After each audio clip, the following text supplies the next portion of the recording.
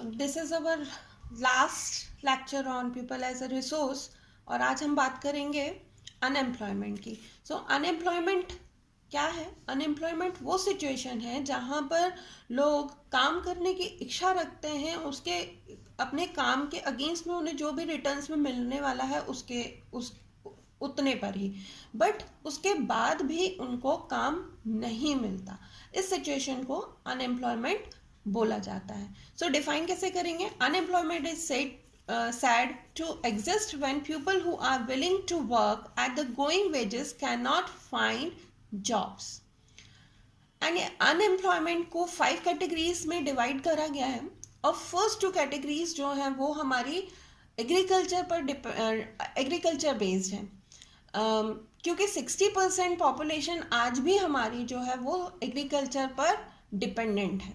So first is your disguise unemployment. ये situation तब आती है जब लोग दिखते हैं काम करते हुए लेकिन उनकी ज़रूरत उस जगह पर नहीं होती। फॉर एग्जाम्पल 1 हेक्टेयर लैंड है कल्टीवेशन के लिए और वहाँ पर 10 वर्कर्स की ज़रूरत है, उसके अगेंस्ट में वहाँ 15 वर्कर्स वर्क कर रहे हैं। ये जो एक्स्ट्रा 5 वर्कर्स हैं उनका वहाँ पर कोई काम नहीं है। इट मीन्स अगर उनको वहाँ से हटा भी दिया जाए तो जितना 1 हेक्टेयर में प्रोडक्शन हो रहा है वो उतना ही होगा, उस प्रोडक्शन में कोई फर्क नहीं आने वाला। तो वो जो एक्स्ट्रा 5 वर्कर्स हैं वो आपके डिस्गाइज अनएम्प्लॉयड हैं। सेकेंड सिचुएशन है आपकी सीजनल अनएम्प्लॉयमेंट। ये जो आपके 2 सीजन्स हैं जहाँ पे खरीफ और रबी क्रॉप्स होती हैं, उसके बीच का जो टाइम होता है जहाँ पर 2-3 महीने कटाई के बाद में कोई काम नहीं होता, मतलब हार्वेस्टिंग टू सोइंग पीरियड में जो बीच का जो समय होता है वहाँ पर कोई भी वर्क नहीं होता, उसे हम सीजनल अनएम्प्लॉयमेंट बोलते हैं। इसके बेसिकली क्या रीजंस हैं? एक तो ये रीज़न है कि अनएम्प्लॉयमेंट होने का कि हमारे यहाँ पर स्मॉल स्केल और कॉटेज इंडस्ट्रीज़ को ज़्यादा प्रमोट नहीं किया गया है। अगर वो होते तो लोग शायद उस ड्यूरेशन में उन इंडस्ट्रीज़ में शिफ्ट कर जाते और अनएम्प्लॉयड नहीं होते। दूसरा कि लोगों को मल्टी क्रॉपिंग सिस्टम के बारे में नहीं पता है, तो बहुत कम लोग हैं जो वो मल्टी क्रॉपिंग करते हैं। एग्रीकल्चर आज भी एग्रीकल्चर जो है वो प्रॉपरली कमर्शलाइज नहीं हुआ है, तो लोग उन 2 सीजन में ही ज़्यादा से ज़्यादा जो किसान हैं वो 2 सीजन में ही जो है एग्रीकल्चर करते हैं। नेक्स्ट है आपका स्ट्रक्चरल अनएम्प्लॉयमेंट। स्ट्रक्चरल अनएम्प्लॉयमेंट मतलब जिस तरीके से हमारे काम करने का या इंडस्ट्रीज या हमारा जो इकोनॉमिक सोर्सेज हैं वो किस तरीके से स्ट्रक्चर्ड हैं, उसके उस रीज़न से भी हमारे यहाँ पे अनएम्प्लॉयमेंट स्प्रेड होता है। ठीक है, तो यहाँ पर हमारा जो वर्किंग कैपेबिलिटीज़ हैं, वर्किंग पॉपुलेशन है हमारे यहाँ पर वो बहुत ज़्यादा है और उसके अगेंस्ट में हमारे रिसोर्स जो हैं, जो कैपिटल रिसोर्स हैं वो बहुत कम है, जिसकी वजह से हम बहुत ज़्यादा इंडस्ट्रीज़ या और दूसरे तरीके जो हैं वो नहीं खोल पाते हैं जिनसे लोगों को एम्प्लॉयमेंट अपॉर्चुनिटीज़ मिल सकें। ठीक है, और ना ही ये लोग उनमें जो है या इंडस्ट्री कह लें या एग्रीकल्चर करें, अगर वो इम्प्रूव नहीं है तो लेबर फोर्स हमारा इसमें एडजस्ट नहीं कर पाता। ठीक है, मेन रीजंस क्या है इनके?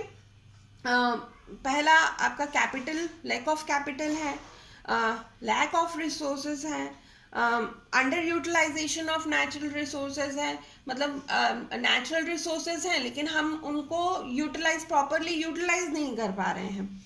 नेक्स्ट है आपका surplus worker as compared to demand. It means कि हमारे पास में जितने डिमांड है उससे कहीं ज़्यादा हमारे पास में वर्कर्स अवेलेबल हैं। Next is educated unemployment. Educated unemployment क्या है?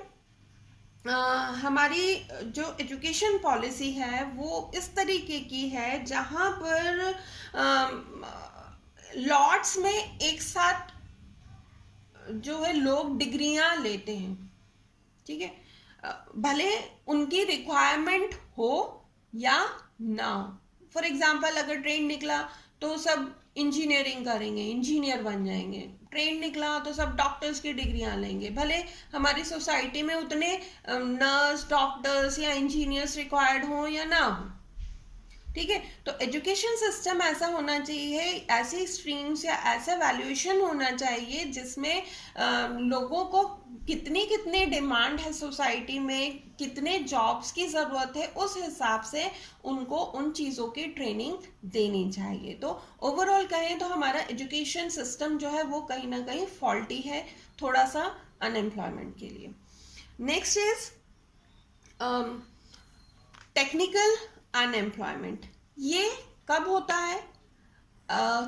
ये सिचुएशन तब आती है जब कोई नई टेक्निक जो है मार्केट में आए और लोगों का उनके पास में उस चीज़ का नॉलेज नहीं होता, ठीक है। फॉर एग्जाम्पल जब कंप्यूटर्स हमारे यहाँ पर आए तो लोगों को नहीं पता था कि किस तरीके से कंप्यूटर्स पर वर्क करना है, ठीक है। तो या कोई और मशीन आ जाए जिसमें लोगों को नहीं पता कि किस तरीके से उस पर काम करना है, तो बहुत सारे लोगों को नहीं मालूम होता, वो ट्रेन नहीं होते और इस वजह से भी अनएम्प्लॉयमेंट सिचुएशन जो है वो क्रिएट हो जाता है। और इसके लिए क्या करना है? अगर जो भी हम नई टेक्नोलॉजी आ रही है तो उसके लिए जो भी ऑर्गेनाइजेशन है उसका जो है उसकी रिस्पॉन्सिबिलिटी बनती है कि वो अपने एम्प्लॉयज़ को उस टेक्नोलॉजी की ट्रेनिंग प्रोवाइड करवाए, जिससे कम से कम लोग अनएम्प्लॉयड हो सके।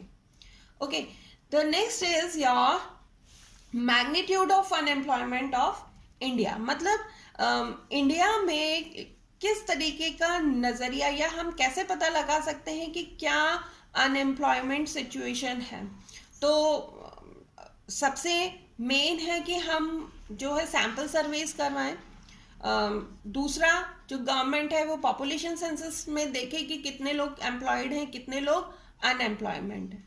और दूसरा कि एम्प्लॉयमेंट एक्सचेंज से भी पता लगाया जा सकता है कि कितने पॉपुलेशन में कितने लोग एम्प्लॉयड हैं और कितने अनएम्प्लॉयड हैं। अनएम्प्लॉयमेंट के जो फैक्टर्स हैं इंडिया में वो क्या क्या है? मेन जो हमारे यहाँ पर है वो रैपिड ग्रोथ ऑफ पॉपुलेशन है। हमारे यहाँ पे पॉपुलेशन जो है वो बहुत ज़्यादा स्पीड में बढ़ी हुई है, और उसी की वजह से जितना हमें रिक्वायरमेंट है, हमारी इकोनॉमी में जितने लोगों की वर्किंग पॉपुलेशन की ज़रूरत है उससे कहीं ज़्यादा हमारे पास में सोर्स है। ओवर डिपेंडेंस ऑन एग्रीकल्चर, आज भी 60-65% पॉपुलेशन जो है वो एग्रीकल्चर पर डिपेंडेंट है। मतलब अदर सेक्टर्स में वो एडजस्ट नहीं है, वो प्राइमरी सेक्टर में ही वर्क कर रहे हैं। नेक्स्ट है हमारे कॉटेज और स्मॉल स्केल इंडस्ट्रीज को डेवलप नहीं किया गया, या वो अंडर डेवलप्ड हैं, अभी भी उतने नहीं हैं जितना उनकी रिक्वायरमेंट है, ताकि लोगों को एम्प्लॉयमेंट मिल सके, लोग सेल्फ डिपेंडेंट हो सके।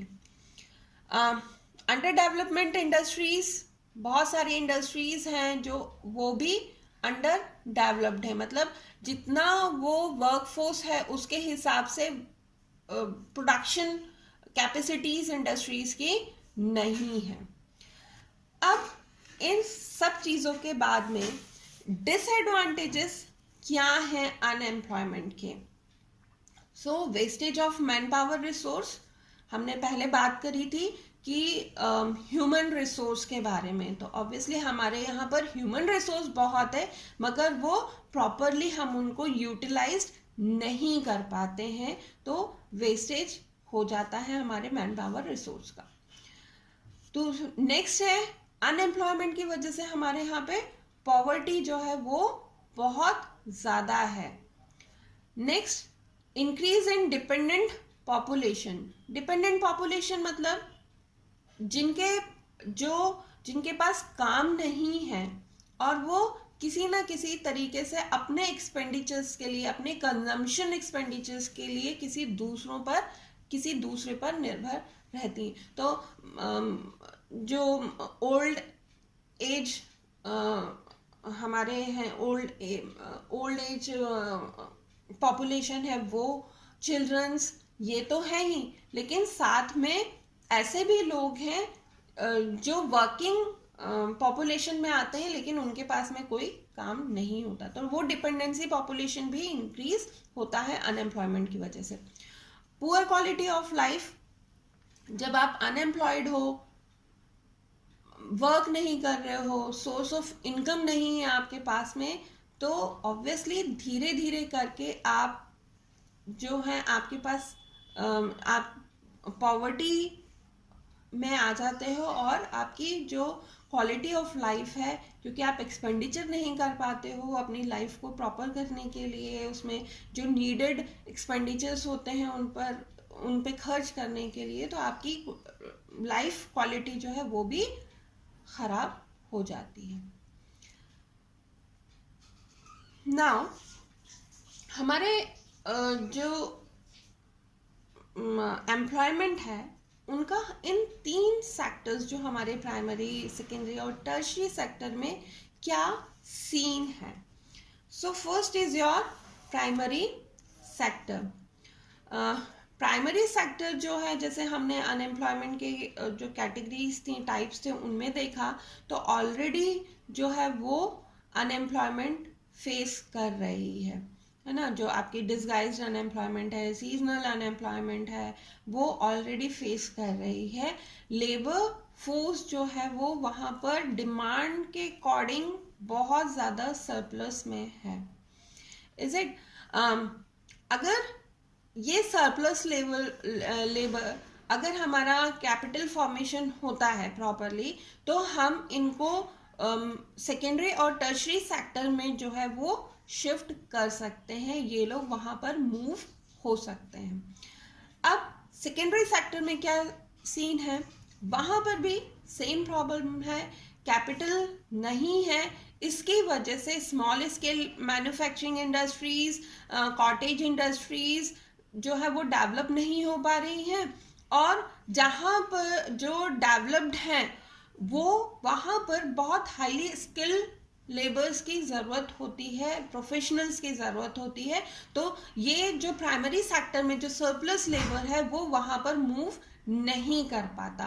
तो बहुत ज़्यादा ज़रूरत है कि हम इसको स्मॉल स्केल और कॉटेज इंडस्ट्रीज़ को डेवलप करें, ताकि जो यहाँ पर प्राइमरी सेक्टर में जो सरप्लस लेबर है उनको हम वहाँ से यहाँ पर सेकेंडरी सेक्टर में मूव कर सकें। Now the next is your tertiary sector. बहुत सारे, हाँ, रिसेंट में हमारा जो अगर हम ग्राफ देखें तो टर्शरी सेक्टर का ग्राफ जो है वो बहुत इन प्राइमरी सेक्टर और सेकेंडरी सेक्टर से ज़्यादा ऊपर आया है।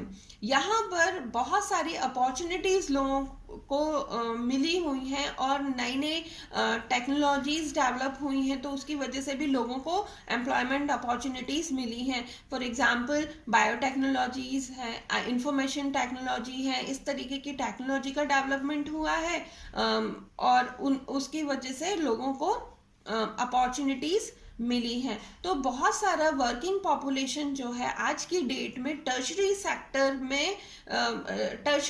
ने एब्जॉर्व किया हुआ है। तो कहीं ना कहीं अभी हमें फोकस करना है कि हमारा प्राइमरी सेक्टर कैसे इम्प्रूव हो और हमारा सेकेंडरी सेक्टर कैसे इम्प्रूव हो, ताकि अनएम्प्लॉयमेंट जो कंडीशंस है वो और ज़्यादा से ज़्यादा रिमूव हो सके। So it's now the chapter is completed and I hope you all understand well. Till then, bye bye.